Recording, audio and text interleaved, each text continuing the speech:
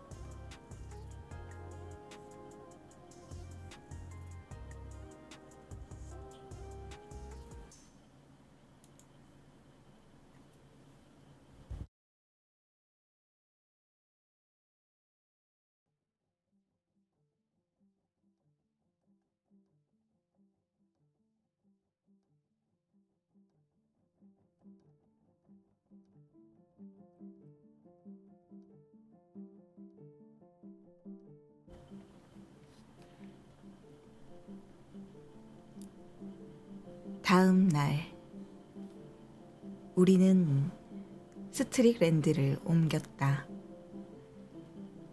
그를 설득하는 데는 굳은 의지와 그보다 더한 인내력이 필요했다.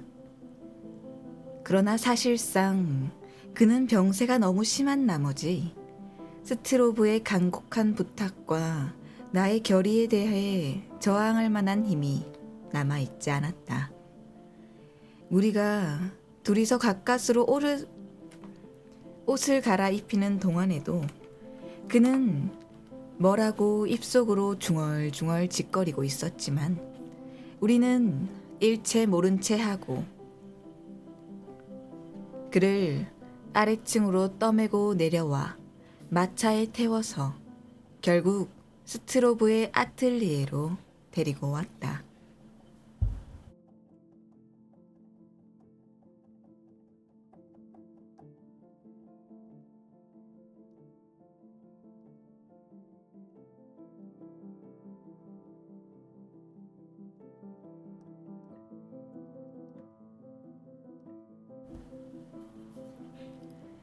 그곳에 닿자 그도 몹시 지쳤던지 아무 군말 없이 우리가 시키는 대로 침대에 누웠다.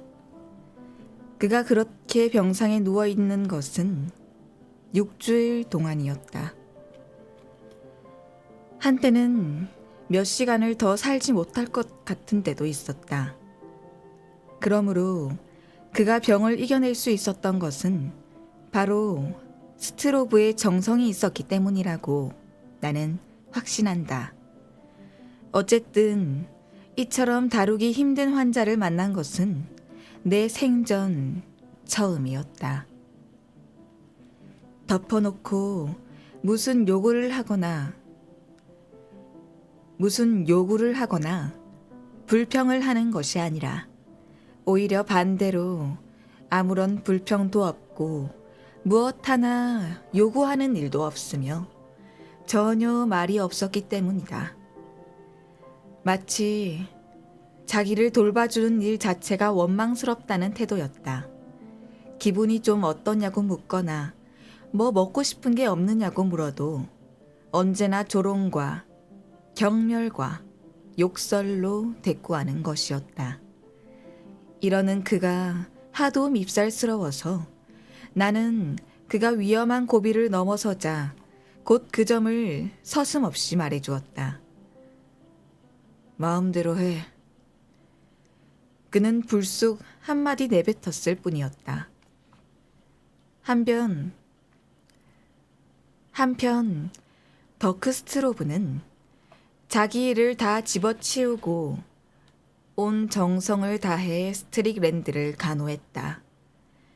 그는 환자를 기분 좋게 해주는 비상한 재주를 갖고 있었다. 의사가 처방한 약을 먹이는 데에 있어서도 도저히 불가능하다고 생각한 나의 예상을 뒤엎고 아주 묘한 꾀를 내어 먹이고 마는 것이었다. 그에게는 귀찮은 일이라곤 없는 모양이었다. 영양 있는 음식을 먹이려고 환자에게 차근차근 알아듣도록 타이르던 그의 끈질긴 정성을 나는 결코 잊을 수 없을 것이다.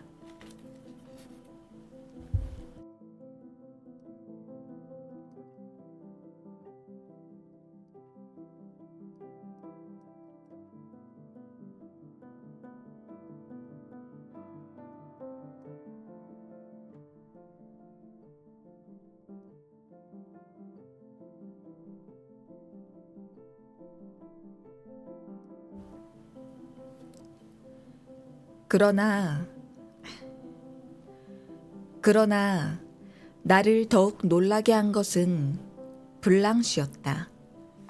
그녀는 부지런히 일을 했을 뿐 아니라 참으로 헌신적인 간호 솜씨를 보여주었던 것이다. 그녀의 그런 태도에서는 앞서 스트릭랜드를 아틀리에로 데리고 오겠다는 남편의 의견에 한사코 반대했을 때의 모습은 조금도 찾아볼 수 없었다. 병자에게 필요한 시중이라면 꼭 자기가 하겠다고 자진하고 나선 것이었다. 병자를 움직이지 않고도 시트를 갈 수 있는 방법을 생각해낸 것도 그녀였다. 병자의 몸을 닦아주기도 했다. 정말 감탄했다고 내가 칭찬을 하면 그녀는 상냥한 미소를 띠며 전에 병원에서 좀 일한 경험이 있다고 대답했다.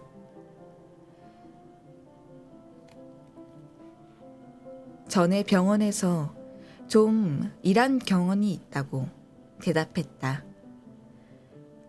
그처럼 스트릭랜드를 싫어했다는 눈치는 조금도 보여주지 않았다. 그녀가 먼저 말을 붙이는 일은 거의 없었지만 그가 원하는 것은 눈치 빠르게 알아차렸다. 밤새도록 누가 옆에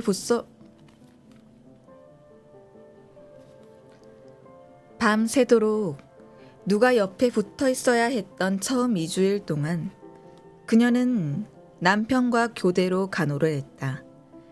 오랫동안 그녀는 캄캄한 어둠 속에서 환자를 지켜보고 앉아 무엇을 생각했을까?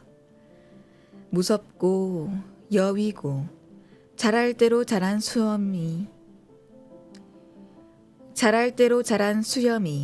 더부룩한 채 열오른 벌건 눈으로 그 눈은 병으로 인해 더욱 커졌으며 이상한 빛을 띠고 있었다. 물끄러미 허공을 쳐다보고 있는 스트릭랜드의 모습은 참으로 무시무시했다.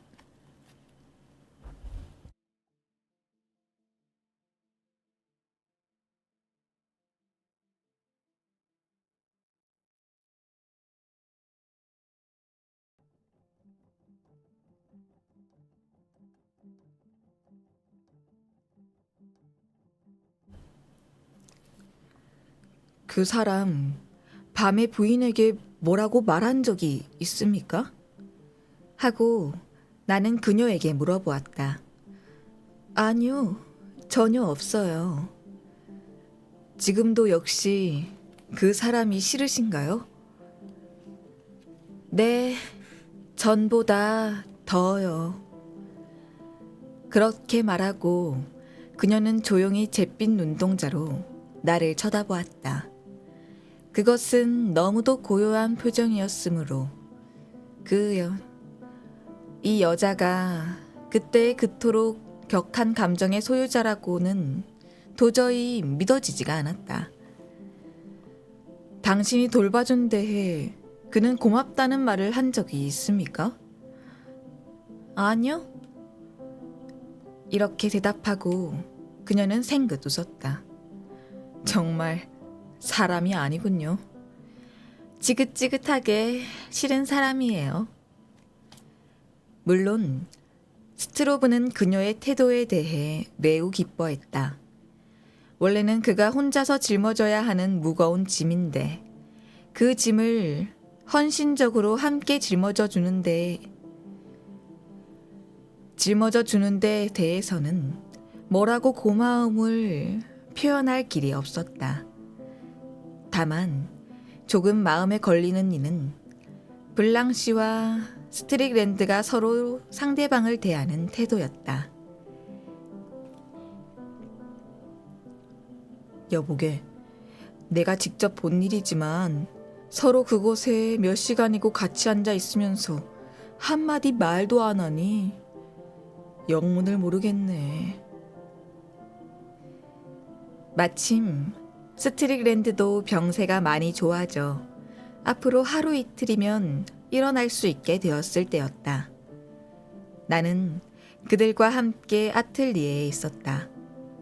나는 덕크와 이야기를 하고 있었으며 스트로브 부인은 바느질을 하고 있었는데 손에 들고 있는 그 와이셔츠가 스트릭랜드의 것이라는 것을 나는 알 수 있었다. 그는 말 없이 똑바로 누워 있었다. 그의 눈길이 블랑시 쪽으로 옮겨지더니 이상한 야유의 빛을 던졌다. 그의 시선을 느끼자 블랑시도 얼굴을 들었으므로 한순간 두 사람의 눈이 마주쳤다. 그녀의 표정이 무엇을 나타내는 것인지 나로선 잘 이해할 수가 없었다. 그녀의 눈은 그때 어떤 기묘한 당황과 그리고 틀림없이, 그러나 그것이 웬일인지는 알 수 없지만 놀라움의 빛을 띠고 있었다. 이렇게 되니까 나는 그녀의 표정을 도저히 이해할 수 없었다. 2, 3일이 지나자 스트릭랜드는 겨우 자리에서 일어나게 되었다. 그 모습은 뼈와 가죽뿐이었다. 마치 허수아비가 누더기를 걸친 것처럼 보였다. 턱수염은 보기 흉하게 자라고 머리는 더부룩하며 그렇지 않아도 커 보이던 이목구비가 병을 앓고 난 지금은 더 크게, 더 기이한 모습으로 보였다. 그러나 이상하게도 그것이 밉다고 말할 수는 없었다. 그 추한 모습 속에도 뭔가 기념비와 같은 불멸의 것이 숨겨져 있었다. 그때 그가 나에게 던져준 인상을 정확히 뭐라고 표현해야 할지 모르겠다. 비록 육체라는 칸막이가 거의 투명하게 보였다 하더라도 그 속에 뚜렷이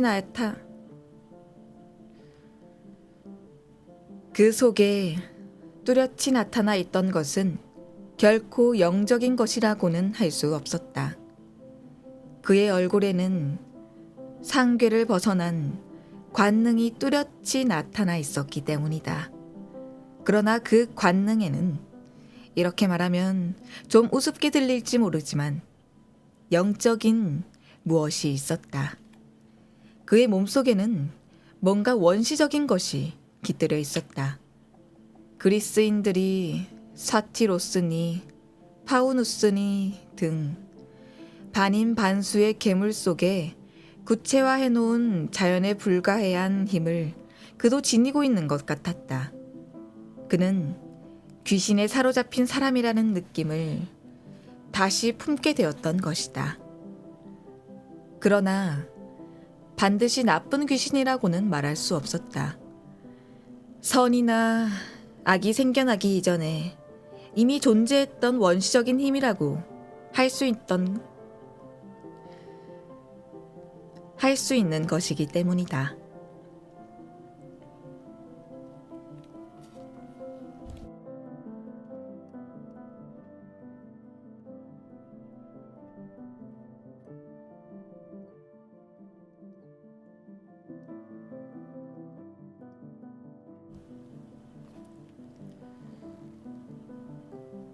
그는 아직 그림을 그릴 만한 기운은 없었다.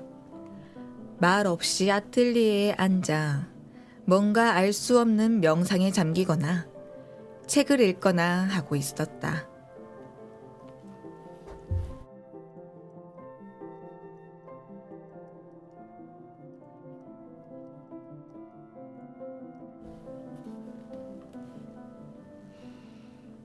그가 읽는 책은 또한 기묘했다.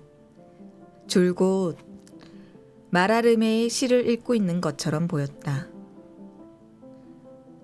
마라르메의 시를 읽고 있는 것을 보았다. 더구나 그 읽는 방법이 또한 색달랐다.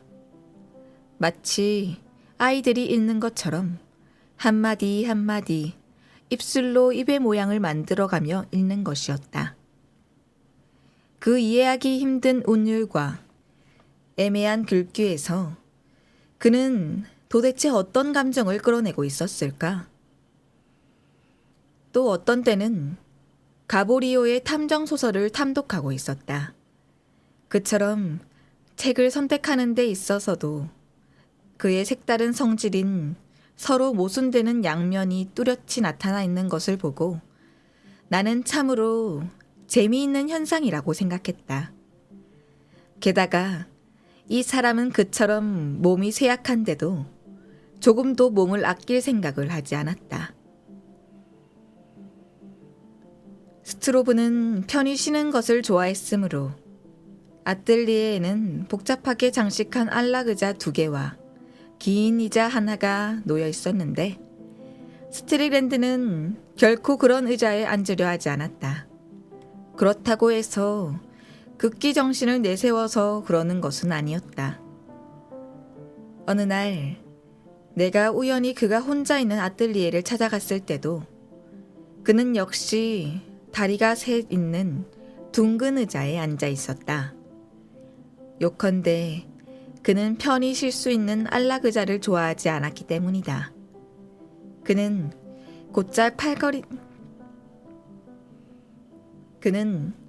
곧잘 팔걸이가 없는 부엌용 의자에 앉아 있었다. 그를 보면 때때로 나는 공연히 화가 치밀었다. 나는 환경에 대해 이처럼 전혀 관심이 없는 사람을 아직 본 일이 없었다.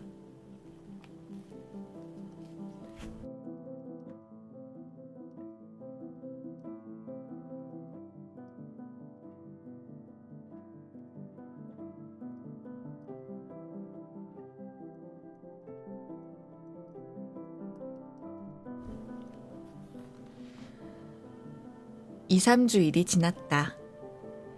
어느 날 아침 나는 하던 일을 일단락 지었으므로 하루쯤 쉬어볼까 하고 루브르 미술관을 찾아갔다. 낯익은 그림들을 이것저것 보고 돌아다니며 끝없이 펼쳐지는 수많은 공상에 잠기다 보니 어느 곁에 근 화랑으로 나왔다. 그런데 언뜻 쳐다보니 스트로브가 거기에 있었다. 아주 동글동글하고 더구나 놀란 듯한 표정을 짓고 있는 그의 모습을 보자 나는 웃음이 나왔다. 그런데 가까이 다가가 보니 그는 전에 없던 침울한 표정을 짓고 있었다. 우수에 젖어 있었으면서도 어딘가 모르게 익살스러워 보이는 것은 마치 옷을 입은 채 물속에 빠졌다가 가까스로 남의 도움으로 살아나왔는데 아직 가슴의 고동이 진정되지 않은 채 자기를 바보처럼 느끼고 있는 사람 같았다. 그는 몸을 돌려서 한동안 내가 있는 곳을 쳐다보고 있었는데 아무래도 나를 알아보지 못하는 모양이었다. 그 새파랗고 동그란 눈이 안경 너머로 번민의 빛을 띠고 있는 것 같았다. 스트로브 하고 내가 불렀다. 그는 좀 놀란 표정을 보이더니 곧 웃는 얼굴로 쳐다보았다. 그러나 그 미소에는 슬픔이 깃들여 있었다. 오래간만에 루브르에 와봤네. 오래간만에 루브르에 와봤네. 뭐 새로운 게 없나 하고.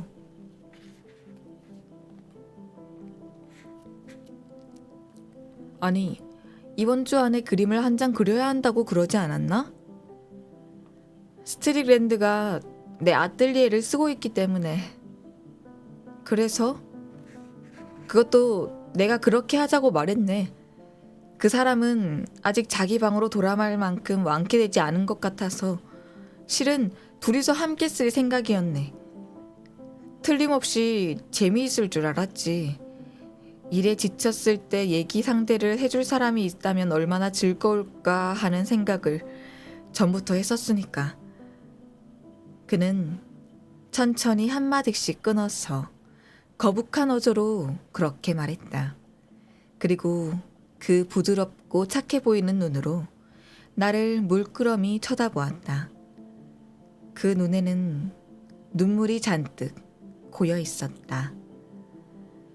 나는 무슨 뜻인지 모르겠는데 스트릭랜드는 아뜰리에에서 혼자가 아니면 일을 못한대. 무슨 소리야? 자네 화실 아닌가? 그는 자기 화실로 가면 될 게 아니야? 그는 힘없이 나를 쳐다보았다.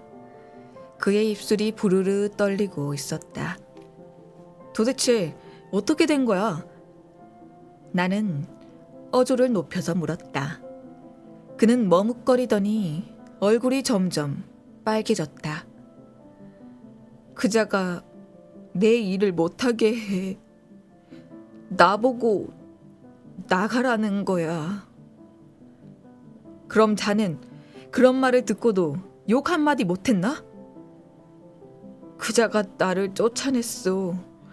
난 그 사람하고 다투고 싶지도 않고 그자는 내 모자를 등 뒤로 내던지고 방문을 잠가버렸어. 나는 스트릭랜드에 대해 심한 분노를 느꼈다. 아니, 오히려 더크 스트로브의 어리석음에 웃음이 터져 나올 뻔했던 나 자신에 대해 분노를 느꼈다는 편이 옳을 것이다. 그래, 부인은 뭐라고 하던가? 그 사람은 마침 장에 나가고 없었어. 부인은 안에 들어갈 수 있겠지? 모르지 뭐. 나는 어이가 없어 스트로브의 얼굴을 자세히 쳐다보았다. 그는 마치 선생에게 꾸중을 듣고 있는 학생처럼 그곳에 버티고 있었다. 그럼 내가 그자를 쫓아내줄까? 그는 조금 놀라는 빛을 보이더니 그 번쩍이는 얼굴을 삼시간에 붉혔다. 아니야, 자네는 그 일에 참견하지 말게. 그렇게 말하고 그는 가볍게 고개를 숙이더니 도망가듯 그 자리를 뜨고 말았다. 그 문제에 대해 나와 상의하고 싶지 않은 데는 분명히 무슨 이유가 있는 모양이었지만 나로선 도무지 뭐가 뭔지 갈피를 잡을 수 없었다.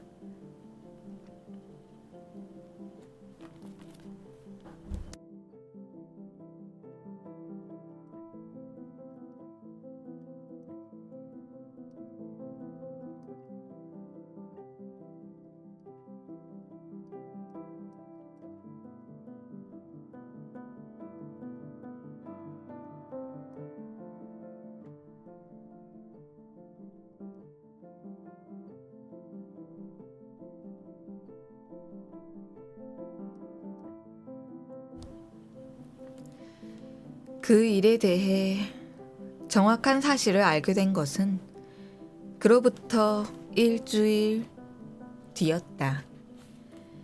분명히 밤 10시경이었다고 생각된다. 나는 혼자 레스토랑에서 식사를 마치고 작은 내 방으로 돌아와 책을 읽고 있었다. 그러자 요란한 초인종이 울리기에 복도로 나가 문을 열었더니 스트로브가 서 있었다. 들어가도 괜찮겠나? 하고 그가 물었다.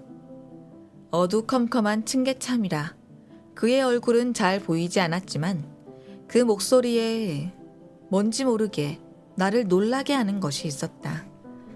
원래 그가 술을 잘 안 드는 사람임을 몰랐다면 아마 어디서 한잔하고 온 줄 알았을 것이다. 나는 곧 그를 서재로 안내하고 앉으라고 권했다. 자네가 있어서 다행일세. 아니, 왜? 나는 그의 전에 없이 격한 어조에 놀라서 되물었다. 거실로 들어왔으므로 이번에는 그의 모습을 잘 볼 수가 있었다. 여느 때는 을의 옷차림이 깔끔한 사람인데 오늘 밤에 그는 아주 단정치 못한 차림새를 하고 있었다. 마치 갑자기 거지가 된 것 같았다. 그래서 틀림없이 한 잔 걸치고 왔으려니 생각하니 나도 모르게 웃음이 나오고 말았다. 자칫하면 도대체 그 꼴이 뭐냐고 놀려줄 뻔했다. 어디를 가야 하나 하던 참일세 하고 그는 큰 소리로 말했다. 조금 전에도 왔었는데 자네가 없더군. 저녁을 늦게서야 먹느라고.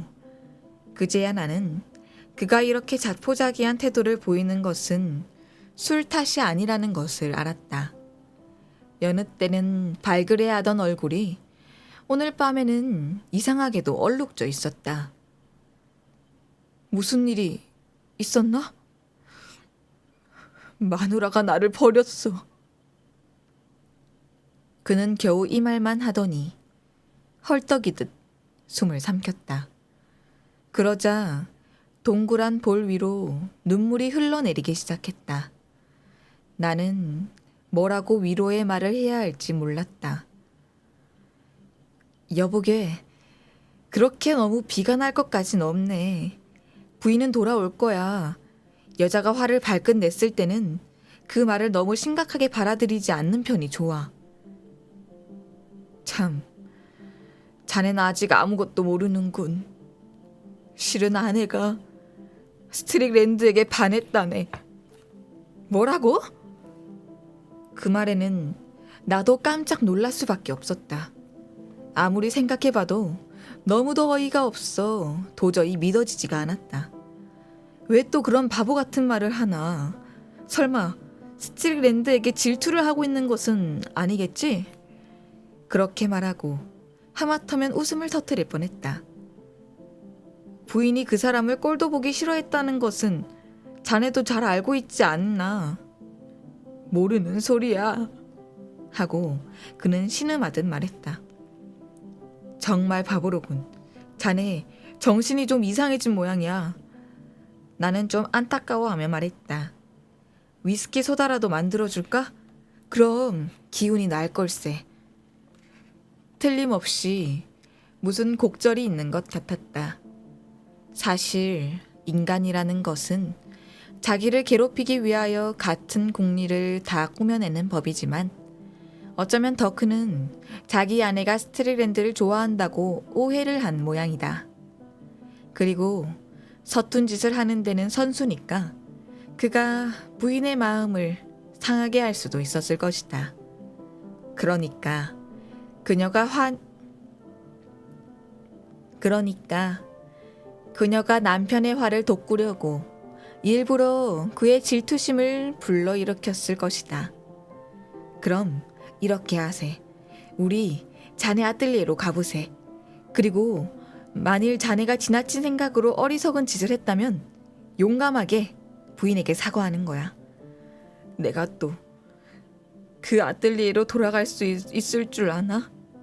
그는 침울한 어조로 말했다. 거기엔 그 두 사람이 있는데 나는 그들에게 그것을 비워주고 온 거야. 그럼 부인이 자네를 버린 게 아니라 자네 자신이 부인을 버린 게 아닌가. 제발 부탁이니 그런 식으로 말하지 말게. 나는 그때까지도 그가 진심으로 그런 말을 한다고 생각하지 않았다. 나로선 그가 한 말을 도저히 믿을 수 없었다. 그러나 그는 진심으로 고민하고 있었던 것이다. 그래, 그럼 자넨 그 말을 하려고 나를 찾아왔단 말인가? 그렇다면 처음부터 어떻게 된 일인가 자세히 말해주게. 오늘 오후 나는 더 이상 참을 수 없어서 스트릭랜드에게 말했네. 이제 당신도 다 나았으니까 집으로 돌아가도 되지 않겠느냐고 말이야. 내가 아뜰리에를 쓸 생각이었어. 상대방이 스트릭랜드가 아니었다면 그런 말을 일부러 할 필요도 없었을 텐데 하고 나는 대꾸했다. 그래, 그는 뭐라던가? 그는 잠깐 웃더군. 왜 자네도 알지 않는가? 우스워서 웃는 게 아니라 마치 이 바보 같은 놈아 하고 그 비웃는 웃음 말이야. 그리고 이제 곧 나가겠다고 하며 짐을 꾸리기 시작했네. 왜 그에게 필요한 것은 언젠가 내가 죄다 그의 방에서 가져왔던 것을 자네도 알고 있지 않나? 그러더니 그자는 블랑시에게 짐을 꾸리겠으니 종이하고 끈을 갖다 달라고 부탁하더군. 스트로브는 여기까지 말하더니 숨이 차서 헉헉거리며 말을 끊었으므로 나는 그가 졸도라도 하는 게 아닌가 하는 생각이 들었다. 나도 이런 이야기를 그에게서 들을 줄은 꿈에도 생각하지 않았다. 집사람의 얼굴빛이 파리해지더군. 그러나 이르는 대로 종이하고 끈을 가지고 왔네. 그자는 아무 말도 안 했어. 짐을 꾸리며 휘파람을 불고 있었는데 우리 둘이 옆에 있다는 것은 완전히 무시하고 있더군. 눈에는 야유하는 듯한 미소를 띠고 내 마음은 마치 납덩이처럼 무거웠어. 뭔가 이상한 일이 일어날 것 같아서 공연히 그런 말을 했다고 후회했네. 그리고 그자가 자기 모자를 찾고 있는데 마누라가 갑자기 이렇게 말하지 않겠나? 덕후, 나도 스트릭랜드 씨와 함께 나가겠어요. 이제는 더 이상 당신하고 함께 살 수는 없어요 하고 말이야. 나는 무슨 말을 하려고 했지만 도저히 아무 말도 나오지 않더군. 그자는 마치 자기하고 아무 관계도 없는 일이 나는 듯 여전히 휘파람을 불고 있었네. 스트리보는 여기서 또 말을 끊고 얼굴에 땀을 닦았다. 나는 꼼짝도 않고 그의 이야기를 듣고 있었다. 여기까지 듣고 보니 그의 말을 믿지 않을 수 없었다. 나는 정말 어이가 없었다. 그러나 나는 아직도 앞뒤 사정을 완전히 납득할 수는 없었다. 이윽고 그는 떨리는 목소리로 두 볼의 눈물을 흘리며 말을 계속했다. 그가 그녀 앞으로 다가가 그녀를 끌어안으려고 하자 그녀는 몸을 피하며 자기에게 손을 대지 말라고 말했다. 그는 부탁이니 자기를 버리지 말라고 애원했다. 자기가 얼마나 그녀를 사랑하고 있는지, 또 지금까지 그녀에게 얼마나 헌신적으로 대해왔는지, 또 둘이서 얼마나 행복하게 살아왔는지를 그녀에게 말했다. 덕후, 아무 말도 하지 말고 나를 보내줘요. 하고 끝내 그녀는 말했다. 내가 스트릭랜드를 사랑한다는 것은 당신은 아직도 모르나요? 저분이 가는 곳이라면 나는 어디라도 따라가겠어요. 하지만 저 사람은 결코 당신을 행복하게 해줄 수 있는 사람이 아니라는 걸 당신은 잊어서는 안 돼요. 당신을 위해서라도 가지 말라고 하고 싶소. 앞으로 얼마나 괴로운 일이 기다리고 있는가를 당신은 아직 모르고 있는 거요. 이렇게 된 것도 다 당신 책임이에요. 저분을 이리로 데리고 오겠다고 우긴 건 당신이에요. 그는 스트릭랜드를 돌아다 보았다. 이 여자를 불쌍히 여겨주시오. 하고 그는 애원했다.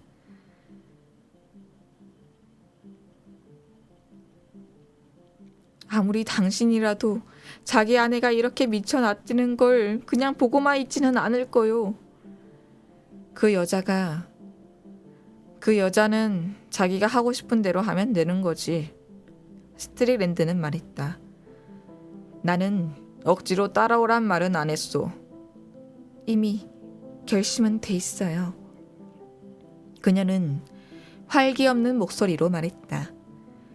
스트릭랜드의 뻔뻔스러운 태도 앞에서 스트로브가 지금까지 가까스로 억눌러 오던 자존심은 와르르 무너지고 말았다. 맹목적인 분노가 그를 사로잡아 그는 정신없이 스트릭랜드에게 덤벼들었다. 그러나 어떻게 해서 그렇게 되었는지는 모르겠지만 정신을 차리고 보니 스트로브는 이미 마룻바닥 위에 쓰러져 있었다. 이상한 놈이군. 스트릭랜드가 말했다.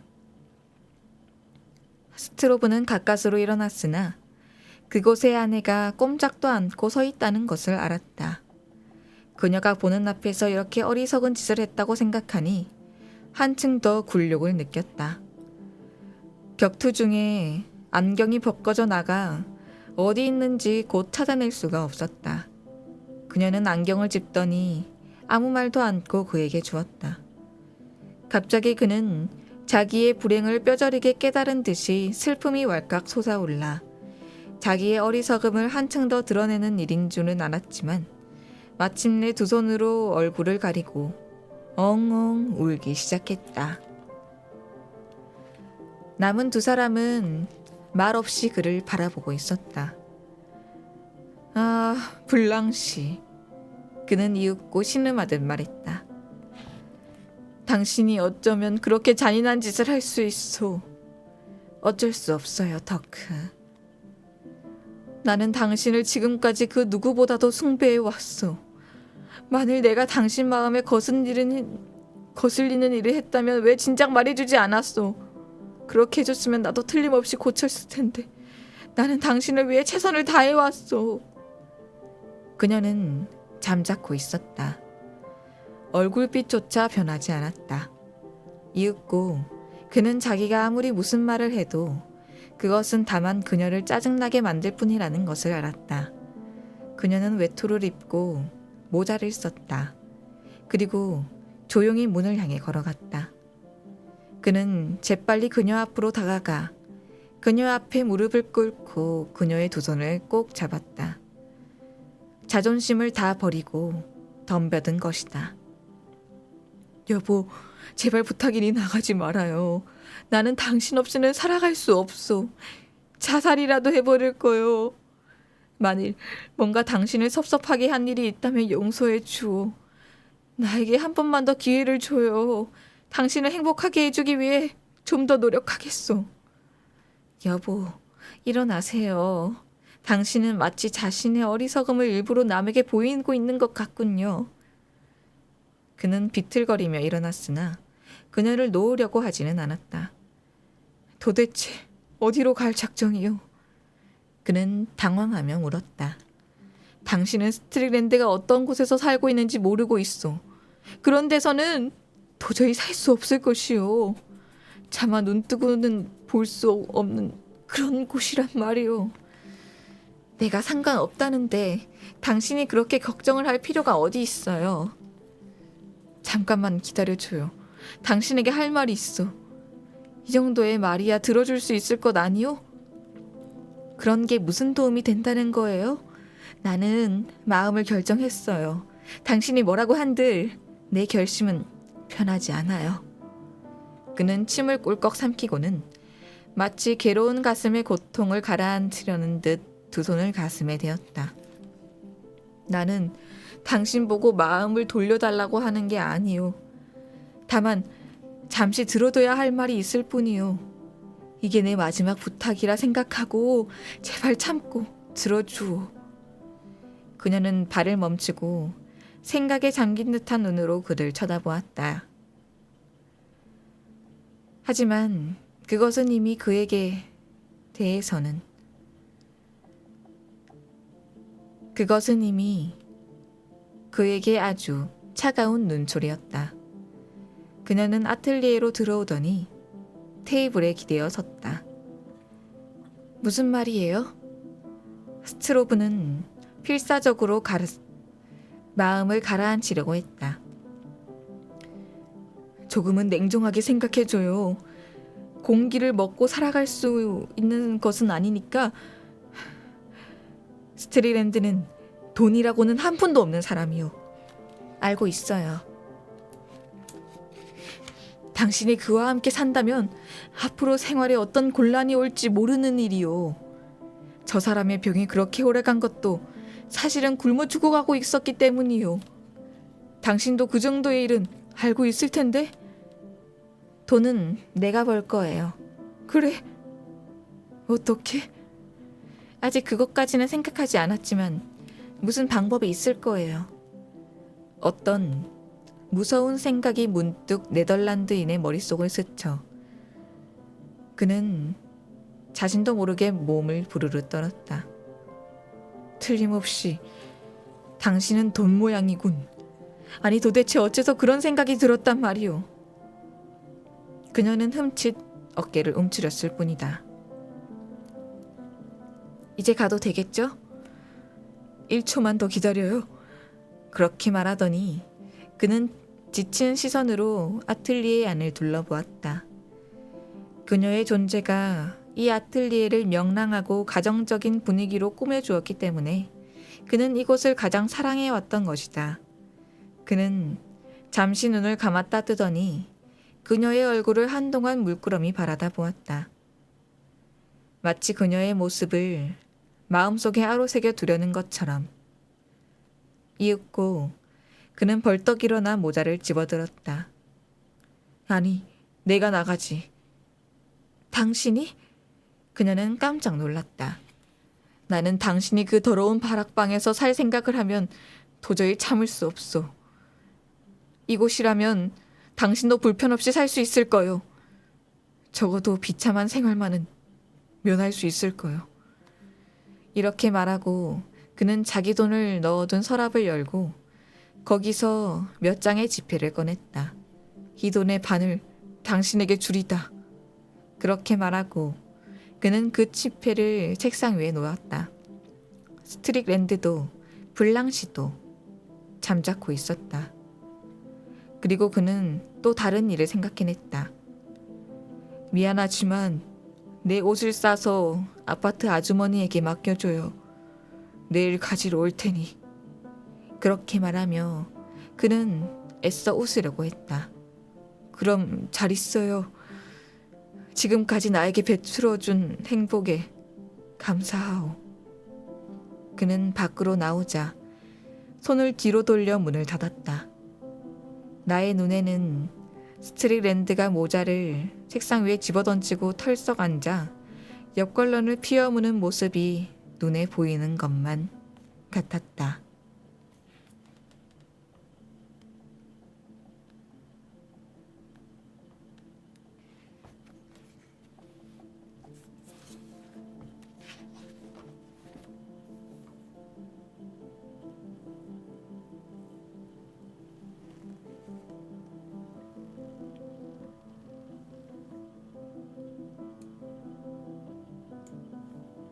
오늘의 심야의 책 낭독 서머셋 몸의 달과 6펜스를 읽어드렸습니다. 뭔가 사랑과 전쟁으로 치닫는 느낌인 것 같네요. 다음 이야기가 어떻게 될지 저도 너무 궁금합니다. 그러면 저는 이제 다음 방송에서 만날게요. 오늘도 들어주셔서 감사합니다. 오늘도 잘 자요. 안녕.